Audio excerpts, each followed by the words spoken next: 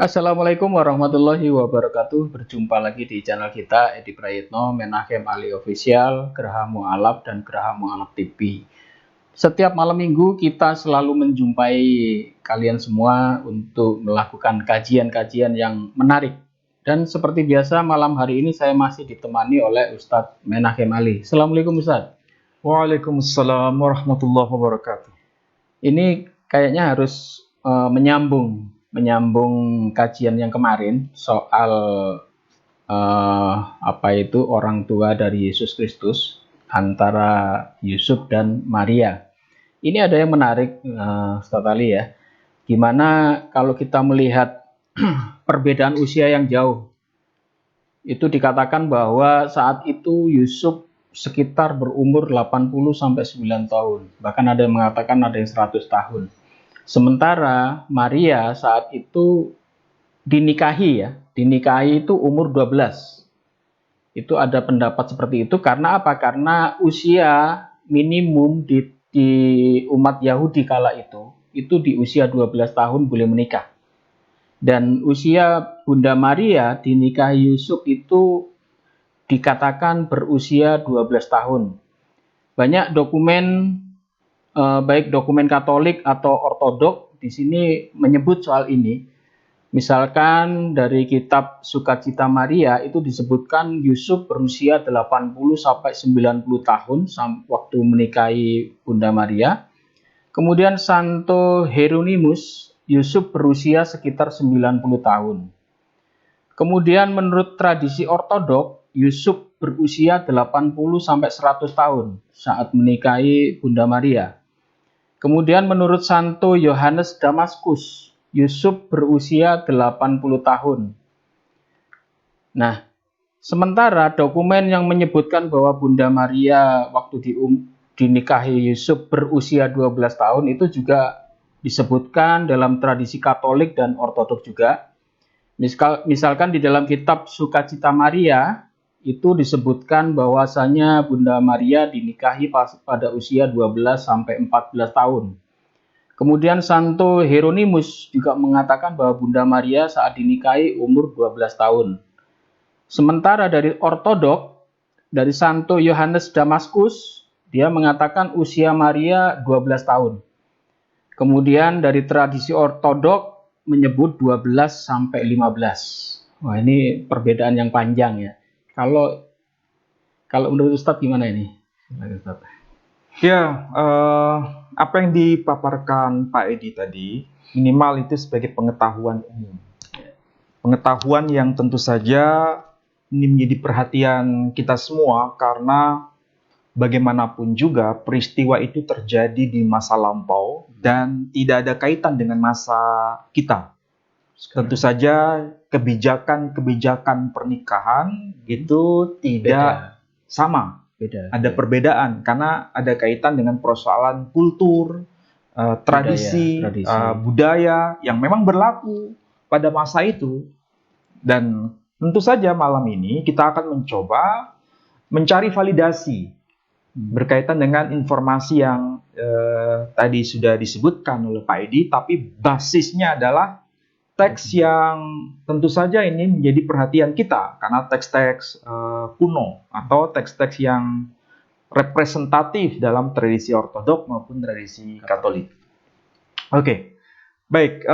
Ini ada sesuatu yang penting untuk saya sampaikan, Pak Edi, mengenai hubungan antara Santa Maria dengan Santo Yosef. Ini bukan Nabi Yusuf ya, supaya tidak salah paham, maka saya pakai istilah Santo Yosef. Atau Yusuf An-Najjar kalau dalam tradisi Timur Tengah. Jadi Santo Yosef dengan Santa Maria itu sebetulnya sudah diberikan informasi kepada kita melalui Alkitab dalam bahasa Syriak. Alkitab dalam bahasa Suryani atau biasanya saudara kita kaum Katolik, Protestan, dan Ortodok menyebutnya dengan istilah Peshitta. Jadi teks Peshitta itu adalah Alkitab dalam versi bahasa Suryani atau bahasa Syriak. Kalau Alkitab dalam versi bahasa Latin disebut teks Vulgata. Vulgata.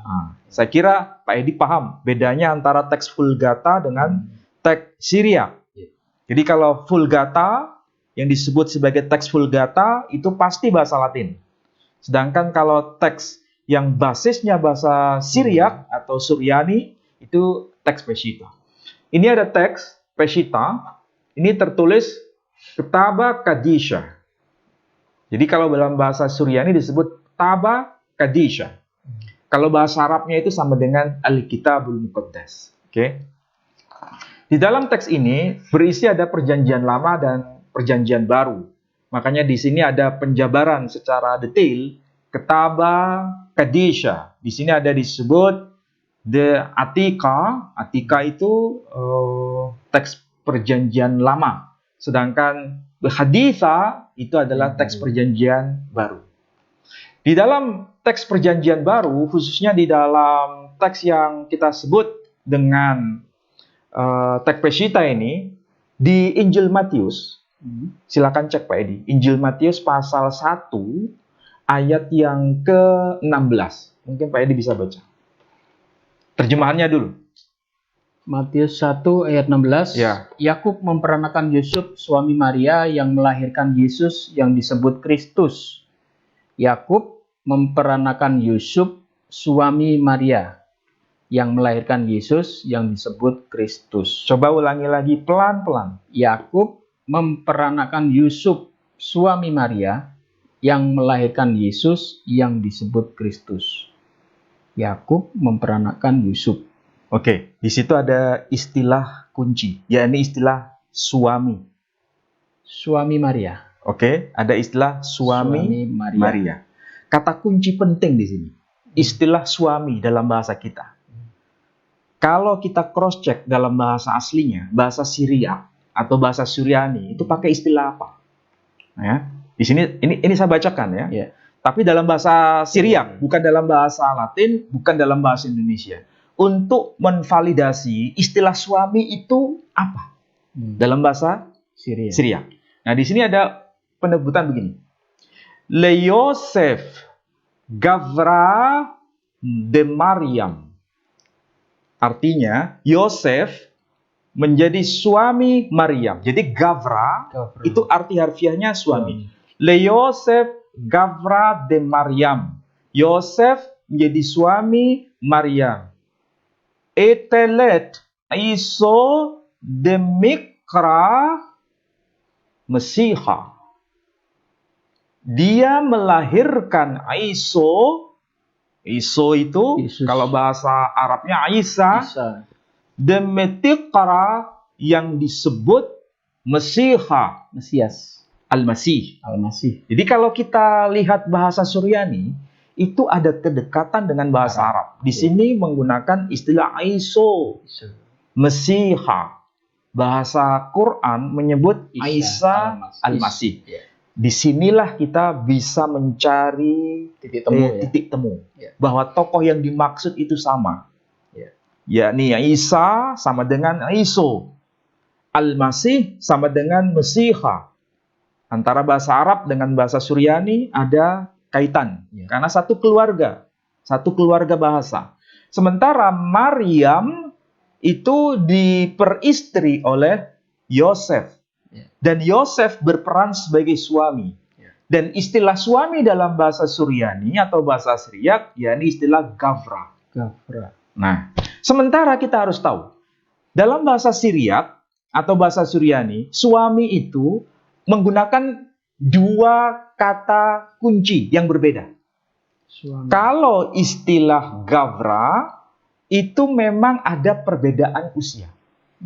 Sedangkan kalau istilah Ba'lain, itu suami dalam konteks tidak ada perbedaan usia. Gavra itu arti harfiahnya suami, tapi sekaligus mengidentifikasi ada perbedaan usia. Sedangkan kalau Ba'lain dalam bahasa Syriak atau Suryani itu sebagai suami, Ba'lain itu suami, tapi tidak ada perbedaan usia. Usianya sepadan. Jadi kalau Ba'lain itu konteksnya sebagai suami, tapi tidak ada perbedaan usia yang jauh. Sedangkan kalau Gavra itu konteksnya sebagai suami, tapi ada perbedaan usia yang jauh. Itu kalau dalam bahasa Syriak. Menarik itu. Nah, hubungan suami istri antara Yosef, Santo Yosef dengan Santa Maria itu digambarkan dengan istilah Gavra. Kalau digambarkan dengan istilah Gavra, tentu saja ini penting. Apakah betul antara Santa Maria dengan Santo Yosef itu memang ada jarak usia yang jauh?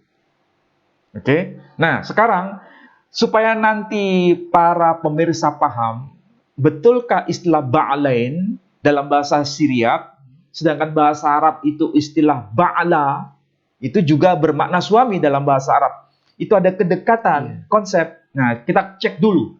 Kita cek dulu di dalam teks Quran dulu. Teks Quran. Lihat teks Quran.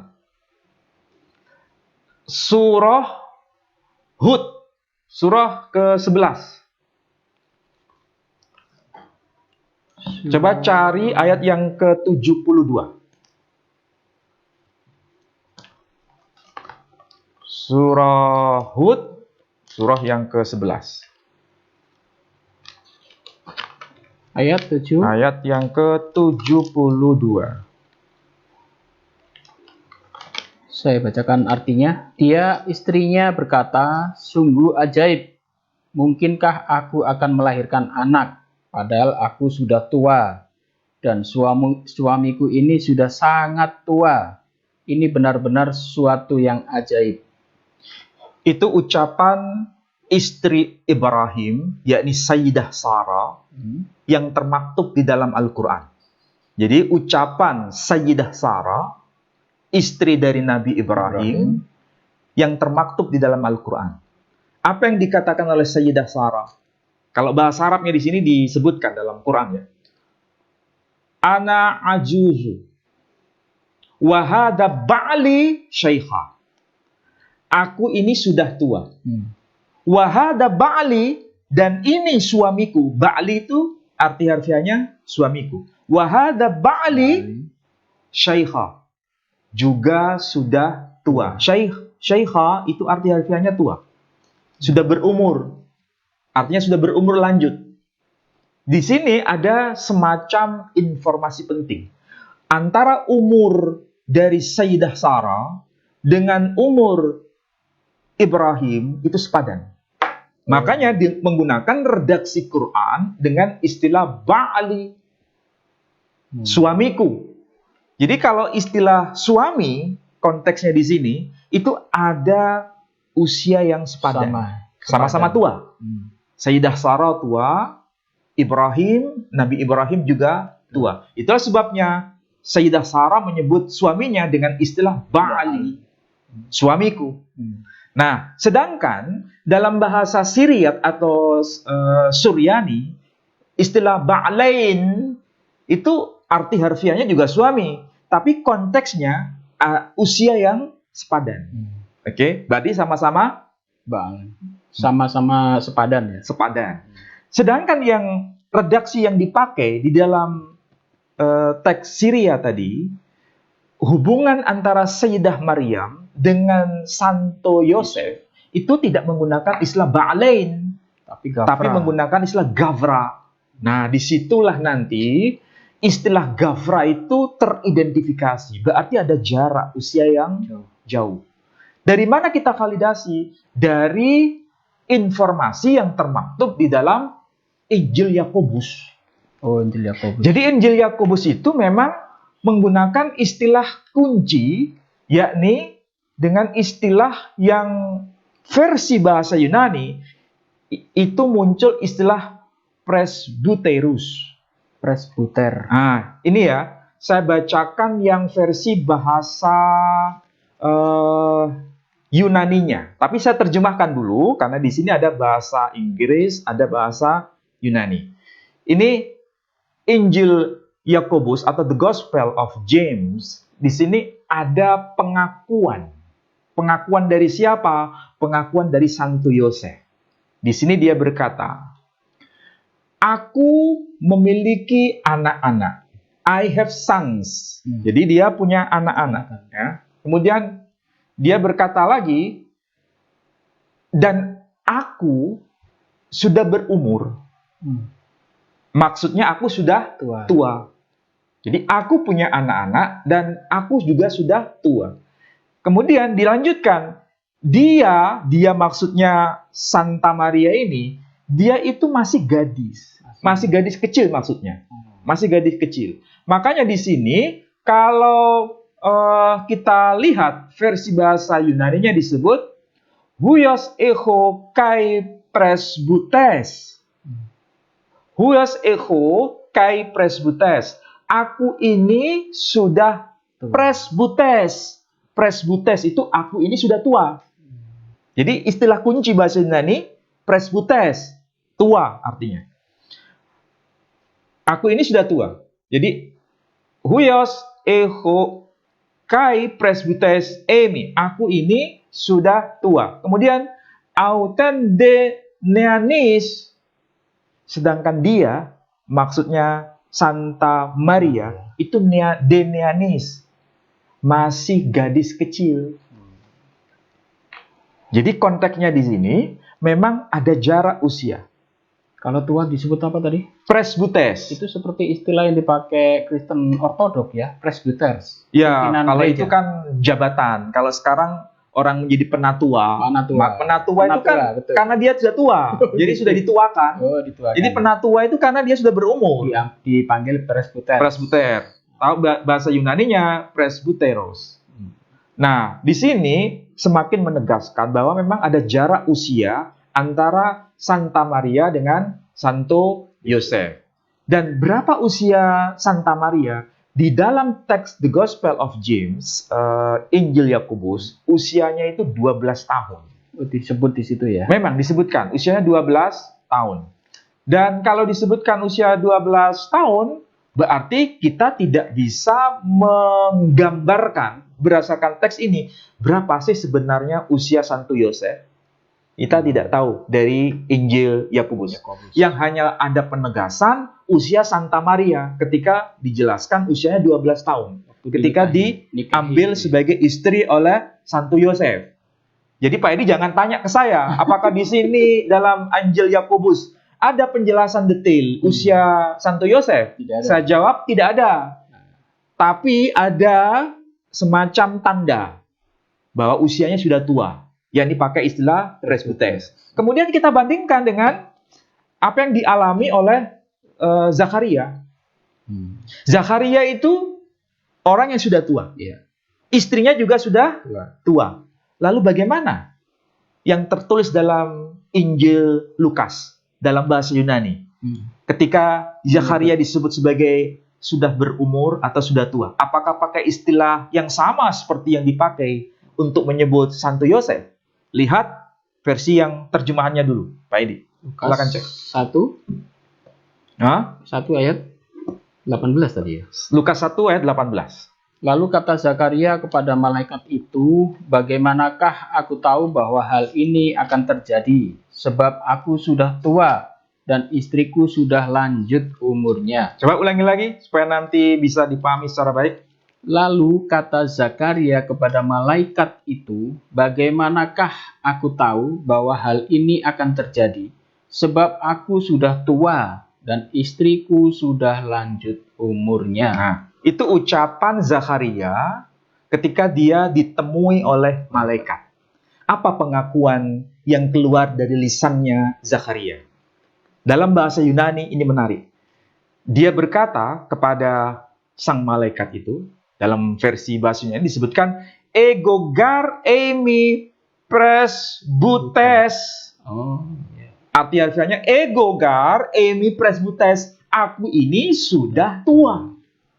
Berarti sama tidak dengan apa yang dikatakan di dalam Injil Yakobus bahwa Santo Yosef juga disebut presbutes. Berarti antara Zakaria dengan Santo Yosef itu sama-sama usianya tua.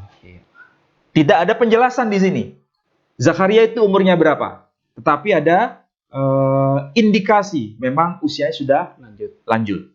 Hanya saja bapak-bapak gereja itu memberikan penjelasan. Dan ini bukan data modern, Pak Edi. Ini data yang paling kuno. Karena bapak-bapak gereja generasi awal itu hidup sebelum Al-Quran diturunkan. Sebelum Al-Quran diwahyukan abad ke-7, bapak-bapak gereja ini sudah berkomentar mengenai istilah presbytes berumur lanjut, berumur tua, itu usianya berapa. Memang di antara mereka ada perbedaan. Tetapi yang menarik, bapak gereja yang paling awal yang memberikan penegasan bahwa umur Santo Yosef itu tua dan statusnya sebagai duda, sebagaimana yang ditulis dalam Injil Yakobus, itu adalah bapak gereja yang bernama siapa? Santo Origenes. Santo Origen itu tokoh bapak gereja yang hidup pada abad kedua Masehi. Ya, abad kedua. Sedangkan Islam kita ini baru eksis pada abad ke-7. Berarti sangat senior data ini. Dan memang disebutkan bapak gereja itu mengatakan bahwa Injil Yakobus itu sudah ada. Dan informasinya berkaitan dengan usia Santa Maria, kemudian posisi Santo Yosef yang sudah tua, disebutkan di dalam Injil Yakobusnya. Komentar yang dilakukan oleh Santo Origen. Sekali lagi, beliau hidup abad ke-2. Nah, Pak Edi juga bisa menyebutkan ada Santo John of Damascus, atau disebutnya dengan Santo Yohanes Damaskene. Beliau meninggal tahun berapa?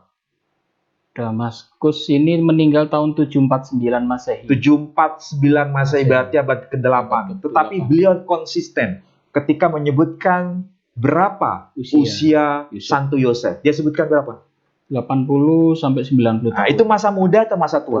Masa tua. Jadi bukan hanya dua bapak gereja generasi awal. Maksudnya Santo Origenes dan Santo John of Damascus, tapi juga Santo Jerome. Santo Jerome atau Santo Hieronymus juga menyebutkan hal yang sama, bahwa usia Santo Yosef itu tua. Berarti bisa dibayangkan ya, dari semua data yang kita lihat, memang Santo Yosef itu usianya sangat tua. Usianya sudah tua, bukan usia muda. Cuma ini kan tidak banyak diketahui orang. Bapak-bapak gereja sudah tahu. Kalau ada umat Kristiani dari kalangan gereja ortodok, mereka pasti paham Santo Yosef usianya sudah tua. Sedangkan Santa Maria itu masih muda. Masih muda. Nah, pada saat itulah terjadi peristiwa besar. Peristiwa apa itu? Santa Maria hamil tanpa sentuhan laki-laki. Dan itu memang disampaikan di dalam dokumen-dokumen gereja. Kemudian kita lihat munculnya agama Kristen juga konsisten dengan itu. Dan artinya sebagai perawan. Al-Quran juga menyebutkan. Dan Al-Quran mengakui memang Santa Maria itu perawan. Jadi kalau kita lihat ya, kenapa ya di dalam Al-Quran itu tidak digambarkan peran Santo Yosef? Iya kan? Tidak ada kan? Peran Santo Yosef itu tidak ada. Berarti kita bisa analisa bahwa Quran itu memang sedang berbicara kepada kita. Status Santo Yosef itu tidak seperti suami biasa. Karena kemarin kita bahas, beliau itu hanya pelindung ya. Ya, itulah sebabnya kalau kita lihat dalam bahasa Syriac, bahasa Suryani, Gavra itu bukan sekedar sebagai suami. Yang sekedar ada kaitan seksualitas. Tapi Gavra itu berperan sebagai wali. Atau sebagai pelindung. Nah, itu sebabnya yang dipakai kan bukan istilah ba'lain dalam bahasa Suryani, tapi yang dipakai adalah istilah ba'la. Nah, kalau ba'lain bahasa Suryani itu kan identik dengan bahasa Arab ba'la. Dan Quran mengatakan itu, pakai istilah ba'la ketika menggambarkan hubungan antara Sayyidah Sarah dengan Ibrahim, kan sama-sama sepadan usianya. Iya, menarik di sini Ustaz ya. Kalau kemarin kita bahas itu bahkan ada pendapat dari gereja Katolik bahwa Bunda Maria atau Santa Maria itu kan perawan abadi. Setelah melahirkan pun dianggap masih perawan. Nah, di sini akan menarik. Kenapa? Karena dia dinikahi oleh Yusuf. Nah, apakah waktu dinikahi masih perawan? ternyata usia Yusuf ada 80 sampai 100 tahun, Maria masih 12 tahun. Memang ada perdebatan di antara para sarjana Kristen, baik itu Protestan, Katolik, dan Ortodok. Kalau versi Kristen Ortodok, itu Santa Maria itu disebut sebagai perawan sebelum melahirkan. Dan setelah Saat dia melahirkan juga statusnya perawan. Pada saat Yesus lahir dan seterusnya, masih perawan. itu dia perawan. Itu dalam konteks pemahaman Kristen Ortodok. Sehingga posisi Santo Yosef yang sudah tua itu memang hanya sebagai pelindung. Sekaligus sebagai suami, tapi bukan suami yang biasa, tapi suami yang di luar kebiasaan. Oke? Sehingga jarang sekali kita lihat dalam gambar-gambar suci versi Kristen Ortodok itu menggambarkan antara Santo Yosef dengan Santa Maria berdampingan sambil membawa bayi Yesus. Tidak pernah. Oh gitu. Bagi Kristen Ortodok itu adalah bidah. Kenapa? Yang benar menurut kacamata Ortodok ya, itu Santa Maria hanya menggendong bayi Yesus. Sedangkan Santo Yosef itu tidak bisa disatukan sama-sama menggendong bayi itu, karena tidak ada kesan di situ sebagai suami istri yang biasa.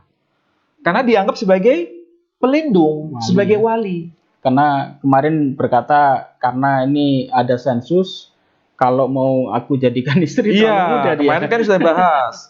Ini kalau aku jadikan sebagai statusnya sebagai istri, dia terlalu muda, gadis kecil. Sementara kalau ini saya katakan sebagai anak perempuan dia tidak punya anak. Bangsa Israel sudah tahu bahwa ini memang betul bukan anak perempuan. Ini kan pengakuan Santo Yosef di dalam Injil Yakobus. Oke? Jadi sekali lagi yang saya sampaikan tadi itu versi Kristen Ortodok. Ya. Kalau versi Protestan lain lagi.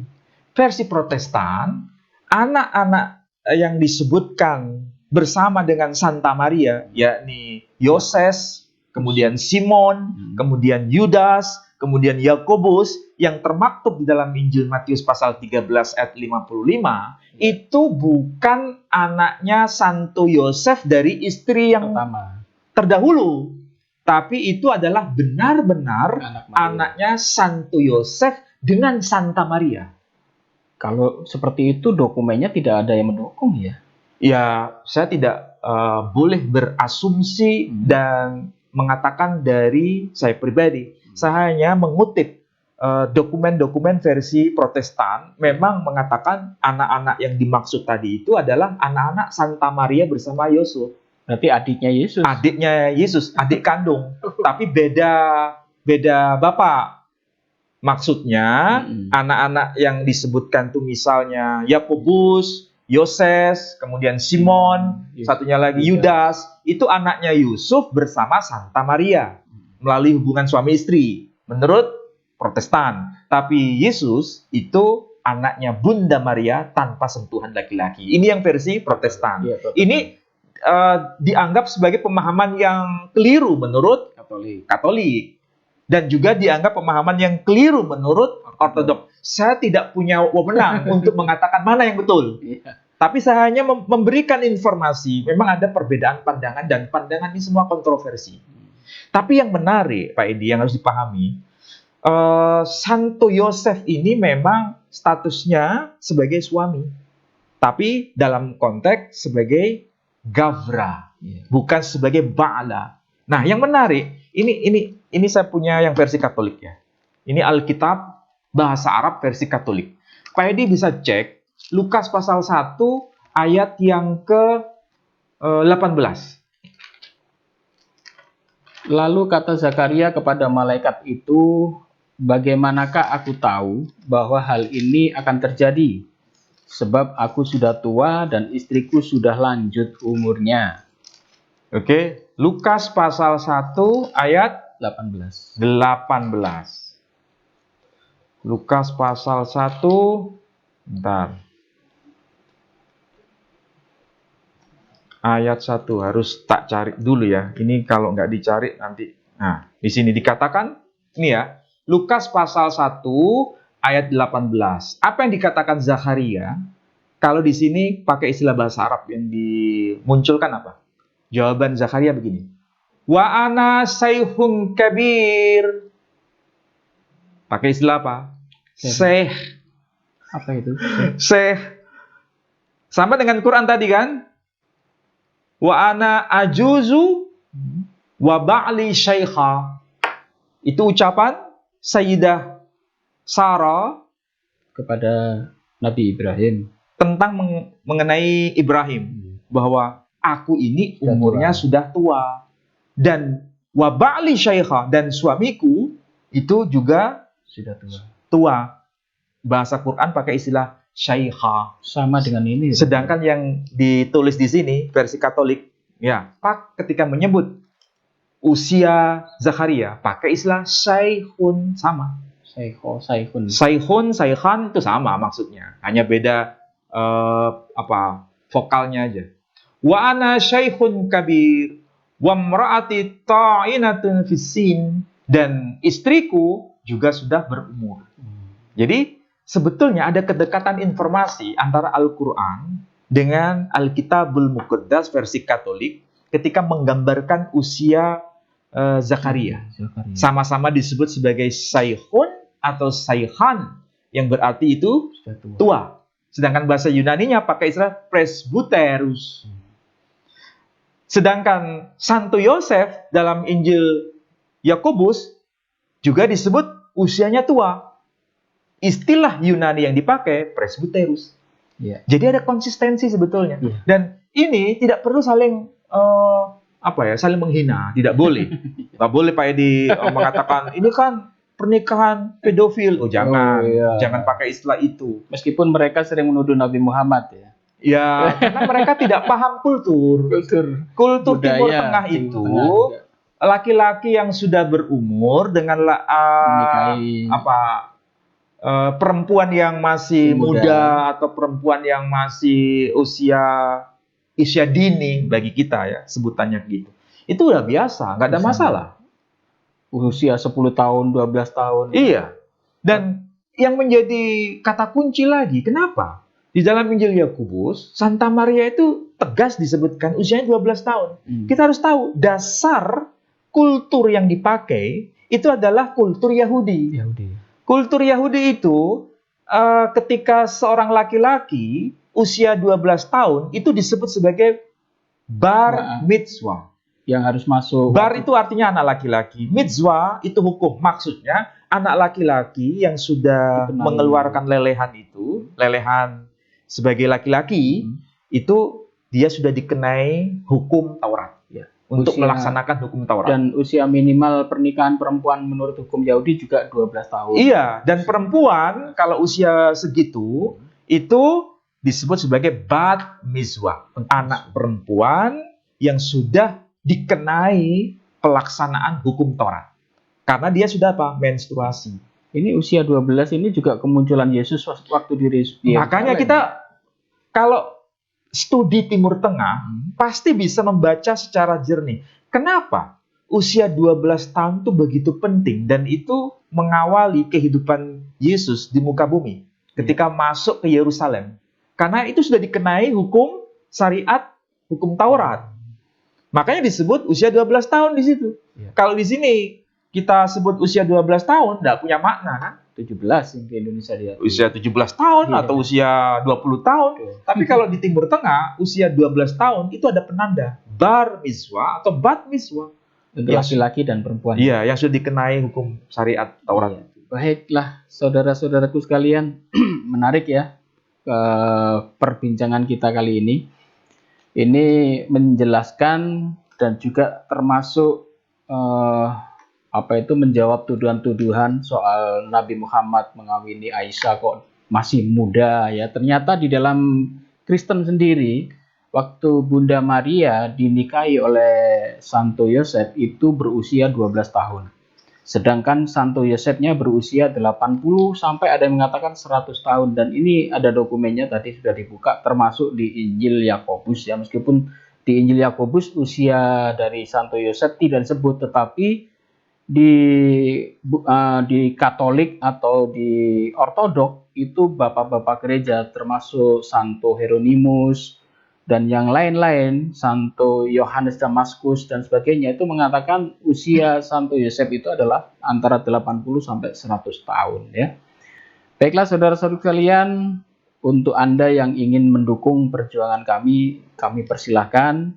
Kami selalu membuka donasi ya untuk pembinaan para mualaf, juga untuk pembangunan masjid di Wonosalam. Silakan Anda bisa kirim ke rekening di bawah ini di Bank Syariah Indonesia di nomor rekening 11188899971 yang ada di bawah ini ya. Dan untuk Bapak Ibu sekalian yang sudah menyumbang kepada kami, kepada yayasan kami, Yayasan Pembina Mu'alaf At-Tauhid, kami ucapkan terima kasih. Semoga amal Bapak Ibu semua diterima oleh Allah Subhanahu wa taala. Closingnya Ustaz. Ya, baik. Kita mulai dari catatan saya yang pertama. Kenapa di dalam Al-Qur'an Santo Yosef itu tidak digambarkan perannya? Ya. Seakan-akan memang betul-betul Santa Maria atau Sayyidah Maryam itu sentral, sebagai tokoh sentral. Bahkan ada ayat Maryam. Bahkan ada disebut surah Maryam. Tidak ada penggambaran sedikit pun mengenai Santo Yosef sebagai suami. Tidak ada. Apakah Al-Quran keliru dalam konteks ini? Sebetulnya kalau dikaji dengan membandingkan dokumen yang lebih awal, baru di situ terjawab. Nah, ini poin yang kedua. Poin yang kedua, memang Santo Yosef itu tidak muncul dalam Quran, tapi muncul di dalam Alkitab. Tapi ingat, ketika muncul di dalam Alkitab, perannya bukan sebagai suami biasa, tapi perannya sebagai suami di luar kebiasaan. Yeah. Maksudnya apa? Karena di dalam teks Siriak ini membedakan suami sebagai Gavra dan suami sebagai Ba'ala. Kalau suami sebagai Ba'ala itu suami karena usianya sepadan.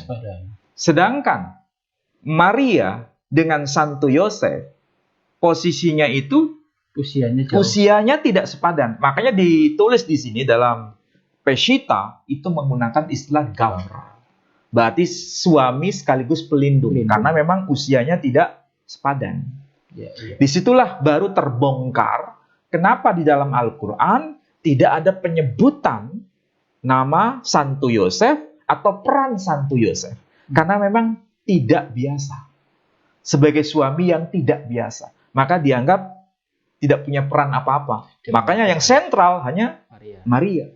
Dari situ saya baru paham, oh ternyata betul. Karena memang ada dua istilah yang dipakai dan itu beda maksudnya. Tapi sayangnya dalam bahasa kita, istilah Ba'la diterjemahkan suami, istilah Gafra juga diterjemahkan suami. Tapi tidak ada pembeda. Ini sepadan atau tidak sepadan. Tidak ada penjelasan. Padahal itu membedakannya. Padahal itu penting. Sehingga ketika kita pun mempelajari Quran, di dalam Quran istilah wa ana ajuzu wa ba'li syaikha, ucapan Sayyidah Sarah, itu memang betul usianya sepadan. Iya. Karena sama-sama tua kan di situ konteksnya. Baiklah, terima kasih Ustadz ya. Baiklah, demikian saudara-saudaraku sekalian kajian kita pada hari ini, dan nantikan kajian-kajian kami selanjutnya yang akan lebih menarik. Dan ingat, kajian kita ini memang mendalam ya. Kita kaji itu sampai mendalam, kadang-kadang sampai berseri. Jadi Anda harus mengikuti bersambung ya, mulai dari awal supaya Anda tidak bingung. Demikian supaya ini menjadi berkah buat yang mendengarkan dan menambah ilmu pengetahuan bagi Anda sekalian. Dan kami mohon maaf jika ada salah kata. Wabillahi taufiq wal hidayah. Wassalamualaikum warahmatullahi wabarakatuh. Waalaikumsalam warahmatullahi wabarakatuh.